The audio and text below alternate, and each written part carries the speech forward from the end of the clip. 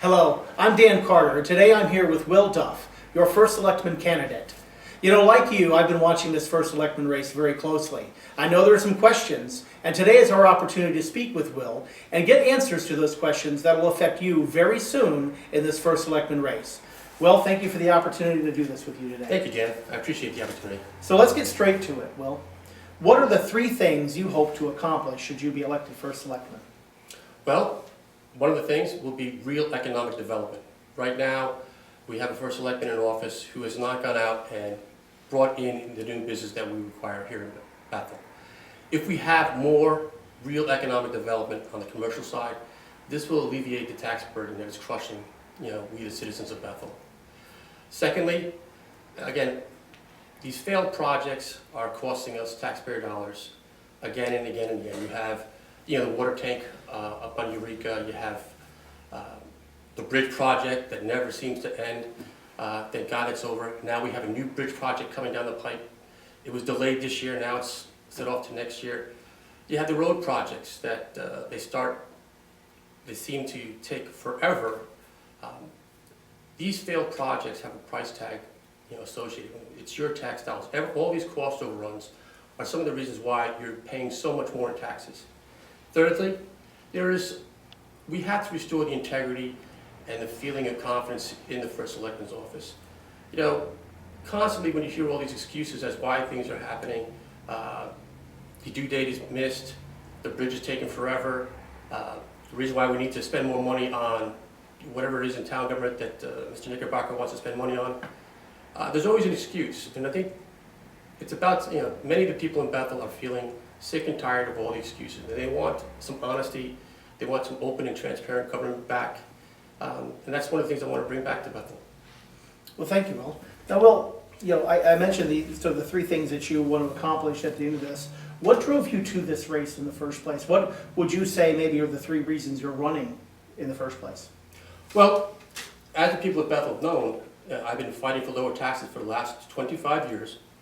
I've been an avid fiscal conservative, and I have seen the tax rate just climb and climb and climb again. My generation is not going to be able to retire here in Bethel. We can't retire to the state of Connecticut. The businesses are fleeing, the jobs are fleeing, yet the taxes keep on going up.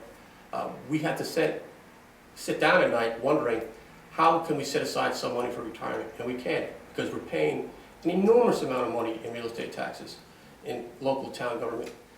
That is what's been driving me to run for first selectman. The other issue is, again, we talk about the mismanagement of all these town projects. In the last 6 years, every town project that has come forward to the town of Bethel has ended in some fiasco, cost overrun, and delays. And you know what? The buck stops at the first selectman's office. It's his job to run this town. And if he's not doing it, it's time for change. We need to move on. Well, I know, Will, you speak often of having smaller government, which, that's something we hear at all levels of government these days. When you talk about smaller government, how do you intend to do that as first selectman? Well, primarily it is, as somebody retires, I don't have to rush to rehire somebody to fill that position. You look around with the existing resources. We have over 130 full-time and part-time employees. We can disperse some of those responsibilities on other employees. If that means giving them a little bit more of a bonus or up in pay to take over those responsibilities, you'll see that town government will shrink. We have between 5 and 7 employees retiring or moving on every year. And if we just start to make government smaller, you'll see that the real estate taxes will go down with it. The other way is finding efficiency within government, and that's going to be a big help to us. Right now, I don't see that happening. Well, Will, you mentioned a moment ago about the bringing businesses into Bethel, and one of the things that's on the radar that I know a lot of people have heard about is the idea of a transit-oriented district here in Bethel. What are your thoughts regarding the TOD? Well, presently downtown is zoned with the commercial and industrial intent in mind. This TOD project is going to take, and Mr. Knickerbocker hopes to take this project in a direction where taking those existing zoned areas for commercial and industrial and making them mixed use for more mass density housing. I think Bethel's at the point where we have more housing developments than we really care to have. These mass density housing projects that they're pushing down the pike these are more students in school competing for the education dollars. These are more firemen. These are more policemen. And what eventually happens is we're taking our commercial base and shaving off pieces of it for residential housing. And that has a negative impact on our local economy. Do you know that in 2007, there were fewer people in Bethel, but we had a bustling downtown. Now in 2015, we have a much larger population, and the downtown is struggling, and we see it. So the idea of just building, mass density housing downtown near a train station is going to somehow spur some type of economic development. I haven't bought into that philosophy.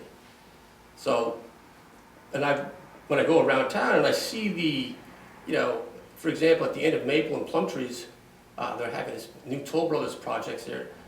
They took apart a swamp, and now they're building 71 units, where there used to be a swamp. It bothers me. And then when I see all around town another condo association being built, at what time do we start concentrating on economic development with the commercial side? That's what we need. Okay. You'd also mentioned a moment ago with respect to failures with town projects and things like that. I'd like you to elaborate a little bit. What would be different about a Will Duff administration versus a Matthew Knickerbocker administration? I'm more of a hands-on type of guy. We need to take the first selectman out of the ivory tower and bring him down into the field. The idea of a project going forward, and you find out 2 months later that the project's going to be past date. If you were actually part of the project, having meetings with the managers and the individuals that are whose responsibilities it is to complete the project, you're going to know ahead of time. The main part of knowing it ahead of time is that you'll be able to help them get across whatever obstacle comes, with that project. And I don't see that happening now. You had a bridge project, 2 years ago, that went on for over 450 days. And it's unacceptable. It's a small little bridge. We have a new bridge project that's supposed to be near the old Plumtree store by the police station. That was postponed for whatever reason. It's already showing that in that project there, we have a lot of worries, because if that bridge goes down for more than, the allotted time that we expect it to, it's really going to hurt the economy downtown, being cutting Bethel effectively in half. You look at the roads projects. I was driving down Nashville Road. They were started that in the beginning of September. Here we are at the end of October, and it still is not complete. These projects should be started well in advance, first of all. But when you start a project, complete it. These long gaps in between cause a negative impact on the quality of life of those living around them. And it seems to Mr. Knickerbocker, he just doesn't care.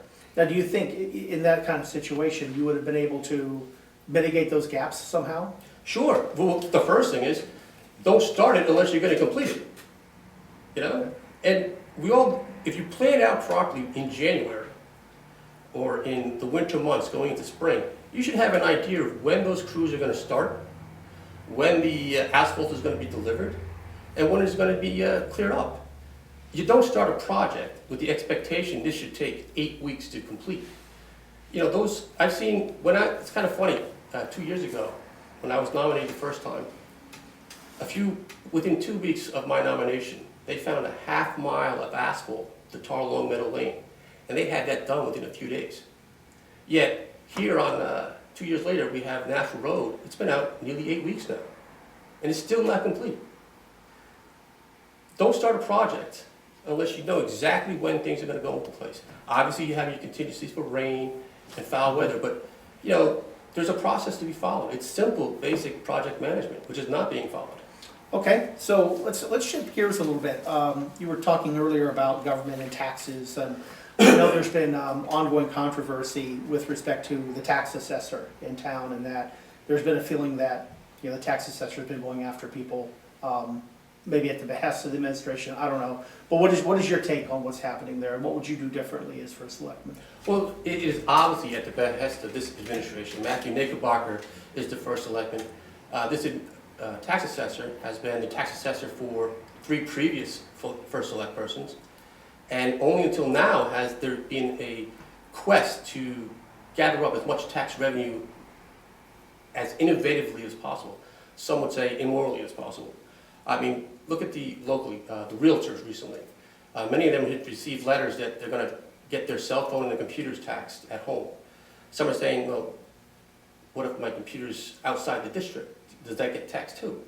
But this is an issue that it's up to the administration. And in this administration, they are out there creating innovative ways to, and I shouldn't say innovative, it's just wrong. They're just creating these large tax, I'm trying to think of the word, assessments that really don't exist. We don't know if half the stuff that's being assessed is now being in existence. It's almost like trying to tax a ghost.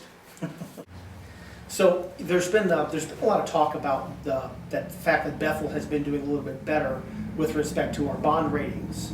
You know, what is your take on the bond rating in Bethel? Well, you've got to remember that the ultimate authority for the budgets are the Board of Finance. And as many of you know, for the last 2 years, Mr. Knickerbocker has put forth a budget to the Board of Finance. And those Republicans on the Board of Finance have made those cuts. Not only is this AAA bond rating their credit, and they should take credit for this, and they should, it's their award, but also the people of Bethel, the taxpayers of Bethel, who have voted down these large budgets in hopes of reducing it, and they have reduced it. We went through 4 budgets 2 years ago, we went through 2 budgets last year. Mr. Knickerbocker standing up saying, look how great a job I'm doing, I got you a AAA bond rating, is a fallacy. It's the Board of Finance that made the cuts that ultimately gave us those the AAA bond rating. Had they just rubber stamped Mr. Knickerbocker's massive budgets, we wouldn't have had that AAA bond rating. This is their credit, and it's their award. Well, you know, we've talked a lot about budgets, and I'd like to know from your perspective, next time a budget rolls around, what's that budget look like and how do you get it through? Well, you know, I've seen a number of towns in the area come up with tax raises, and yet Bethel has had these continual tax increases. It's about time Bethel has a tax raise, and I think we can do it. The first off is from day one, getting together with all the departments and not asking for a wish list, looking at what they're doing and seeing where we can shave off, and also look at which employees are now going to be retired. We're going to make some reductions there, and we can go forward with that. Okay. You know, Will, one thing that's on people's mind, I'm sure, is experience. You know, what about your experience makes you uniquely qualified to be the leader of Bethel? Well, I have a vast work history. I've worked many years in the Sheriff's Department, giving me a working knowledge of law enforcement and exposed me to part of the job that most people don't want to talk about. Also left the Sheriff's Department. I was working in corporate for quite some time, specializing in technology, and it gave me a bit of knowledge on how things are run in the corporate level. I left corporate because I wanted to get my hands dirty and became a merchant downtown. Being a merchant downtown has given me a lot of experience and a lot of knowledge of the inner workings of how town and business work together and how they don't work together. And knowing this, I think that would be a valuable asset in revitalizing downtown. That merchant perspective of all the problems that they face, not just with the local economy, but with the rules and regulations and the compliance to these rules and regulations, and really how we're treated by the local government. That would be my answer.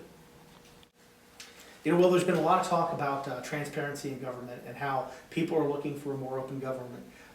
Do you feel communication in Bethel regarding all these issues that come up is adequate as it stands now? Absolutely not. Yeah, as one of those individuals who has been fighting for lower taxes for the last 25 years, how many times have we seen the need for a group of people to go out and gather signatures in a petition to force public debate on an issue? As First Selectman, I'm going to try to be as open as possible to avoid these situations. We need to have an open forum for the issues that come forward that people want to talk about. If that means I have to open up town hall on a Saturday and have coffee with the First Selectman once a month, so be it, I will do that. I want to hear what the problems that my fellow citizens are hearing. I want them to come to me and talk to me about it so that I can fix them for them. But if we constantly ignore and continue to ignore the plight of our our people, then they're going to go out, petition, and feel that they're not part of the process, and it becomes very dysfunctional at that point. I think we can avoid that with an open and transparent government. There's nothing to hide from the Will Duff administration. I want the public to be involved. I want to know about the problems as soon as they happen so we can fix them before it snowballs into something much greater. Well, one of the questions that comes up, and I think it's on everybody's mind in this town, and especially me too, we have a lot of empty storefronts downtown. What do you do specifically to fix that issue when you talk about economic development? Well, as a merchant downtown, I can tell you that it helps when you have all the storefronts full. Their customers will be your customers. So, that is a priority in my administration. One of the ways we could do that are with tax incentives and tax credits to go out and sell Bethel to other communities. We need to be competitive. We need to go out and go to a retail store and say, look, come into Bethel. We can assure you that you'll get a tax incentive to help cover some of the costs that you'll need to start up in doing business in Bethel. We need to bring in businesses. The first selectman is the #1 salesperson for the town of Bethel. We need someone to go out and bring in that business and also create the infrastructure for that business to stay in town. So, I think it's time to wrap up. Is there anything else that you would like the viewers at home or on the internet to know? Absolutely. The people of Bethel have a clear choice before them. They can vote for a continuation of 6 years of never-ending taxes or voting for me. I have been fighting for you for the last 25 years to lower taxes, and I will continue to do so. On November 3rd, please join me in voting for change. Now more than ever, we need a better Bethel. Thank you for your time. Well, ladies and gentlemen, you've heard it here. You've heard it in Will's words. Hopefully we'll have another opportunity down the line to do another video vignette at some point. But until then, thank you for listening. Thank you so much. Thanks, Steve. I appreciate it.